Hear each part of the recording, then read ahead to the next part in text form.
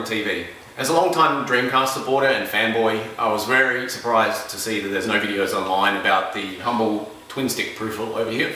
So I decided to do a video giving you an idea of the device itself, having a look at my setup and having a look at a couple of the games that it supports. And when I say a couple, there's literally only a couple. Please don't expect any high-res in-game graphics captured through a fancy capture card because today we're just having a look at the peripheral itself, the setup and the games that the peripheral works with. So first of all, let's take a look at the sticks and the system. So here we have my little setup, which I've put in the garage, as you can see, from all the cars. First up we have a Japanese Dreamcast, which I bought while I was over there. I took a power supply out of an Australian one. Instead of using 110 volts and plugging it in and finding it catching on fire, it actually works now, and very handy to have. Here is the Australian Dreamcast. US and actually anyone else in the world will notice that the logo is blue. I was very shocked as a teenager to find that the rest of the world actually had a red logo, and it was very, very strange to find that out.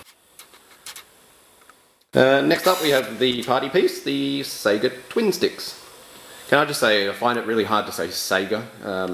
I'm sure you've heard from other people, Australian reviewers, that the adverts for Sega products in Australia when we were growing up, they always pronounced it as Sega. So I constantly have to fight against saying Sega, even though it clearly sounds ridiculous. So here are little twin sticks. There's not much to them. You've obviously got two sticks. They're not analog in any way like you would have on a modern gamepad. They're literally just digital. You've got a button on the front of each, which is the trigger, buttons on top, as well as a big fat start button right in the middle.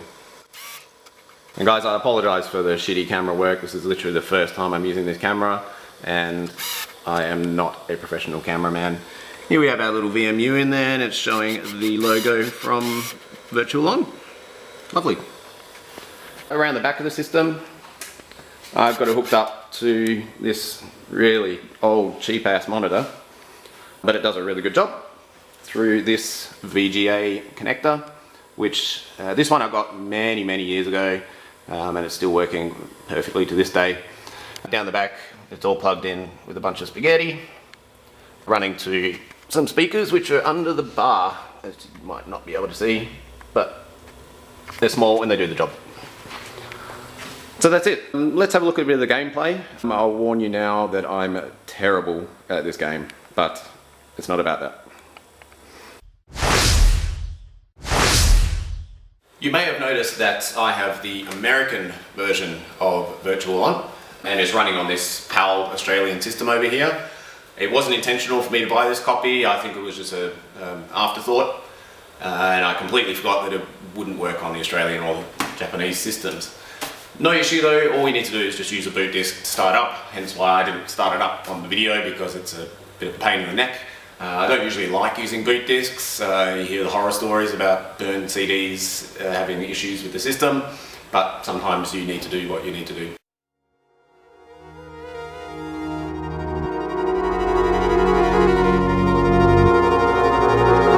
So these are the twin sticks themselves. They have a really great weighty feel to them. They're obviously made really good quality, very strong. You could chuck this off a building and it would still be working absolutely fine. As I said before, they're not analog sticks, nor would you want them to be for this style of game. They're essentially two D-pads connected to sticks, right? You've got two triggers, two buttons on the top, as well as the big start button, and a slot for the VMU. So yeah, really good weight to it, really good quality, sticks to surfaces really well, and it's a really fantastic piece of equipment. I wish it was compatible with a few more games. That would be fantastic. So anyway, let's take a look at Virtual On, Oratorio Tangram, and then you can have a look at a bit of the gameplay. As I said before, I'm a terrible player, but I'll give it a shot anyway.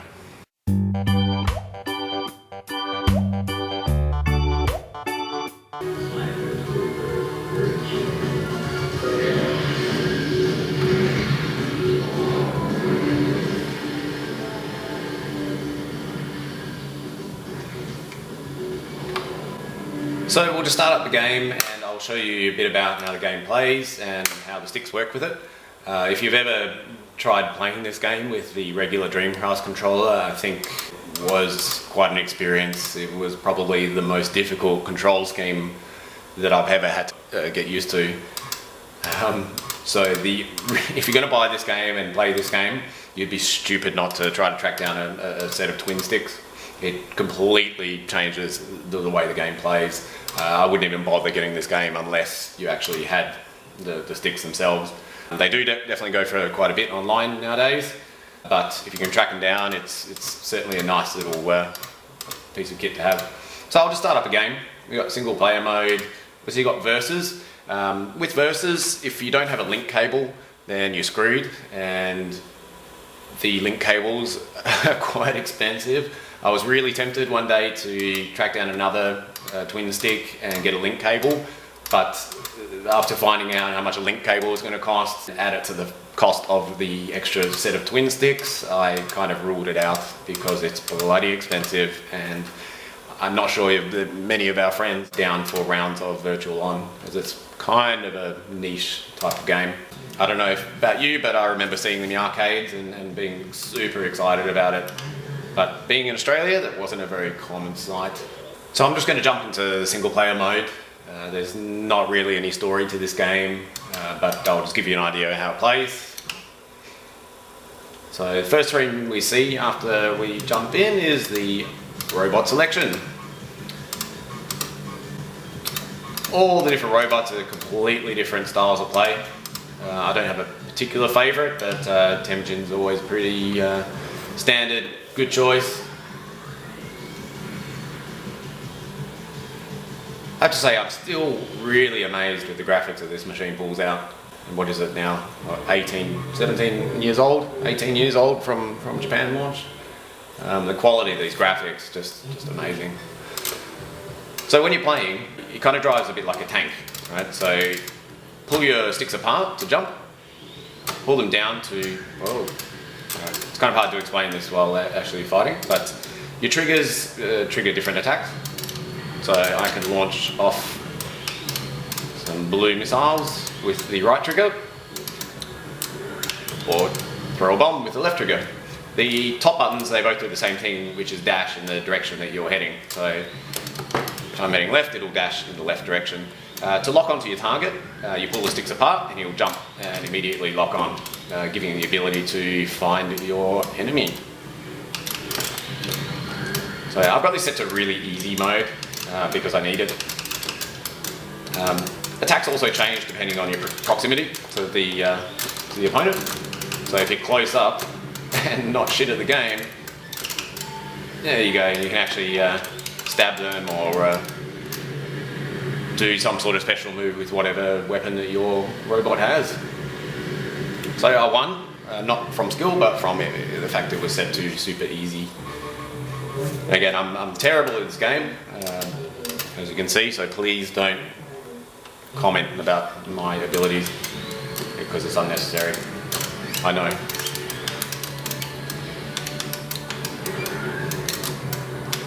Also, if you hit the two triggers together, you have a slightly more special move if you don't die.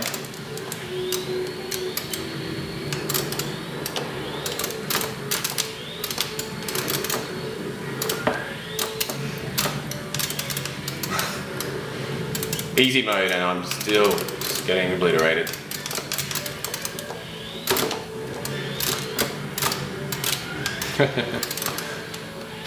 So yeah, look, again, I just wanted to give you an idea of what the game is like. I don't want you to look too much into my abilities, but I hope you can see kind of how the game works and kind of the novel play style, which really doesn't seem to be a style that many other games incorporated.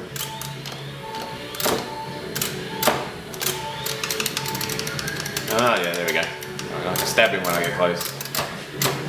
Oh, jeez, that's what you get on super easy.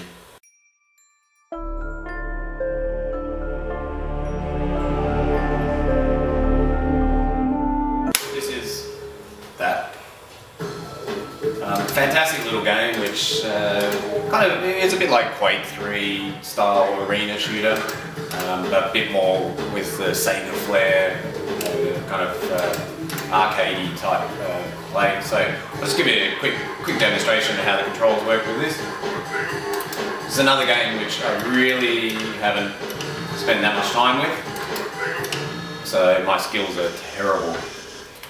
But the advantage with having the twin stick controllers is you can kind of use them like a mouse and keyboard or a more modern twin stick controller.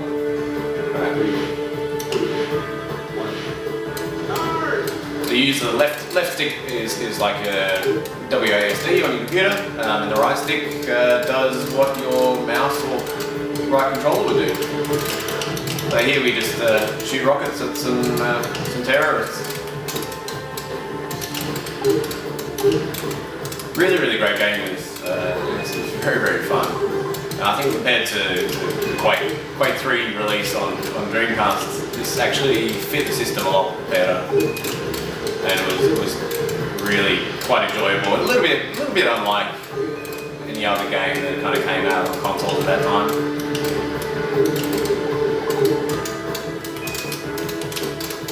So you're switching weapons with the top. Good job.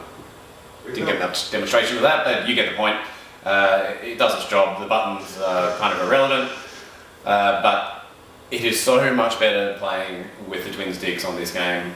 I remember first getting the game and really struggling to try to get my hands down on the controls. Right. So keep trying to play it like virtual. Here we go, the machine gun. Yep, it is quite effective.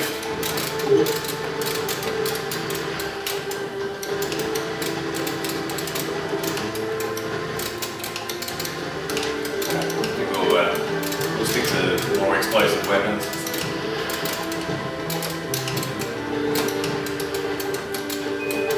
So anyway, you get the point. I'm not really paying much attention to the game, plus I stink at it, so that's how it works without trigger. So pause it. Yeah, there's also a pause button there, I completely forgot to mention. So anyway, let's move on to another game which wasn't really designed for the twin sticks.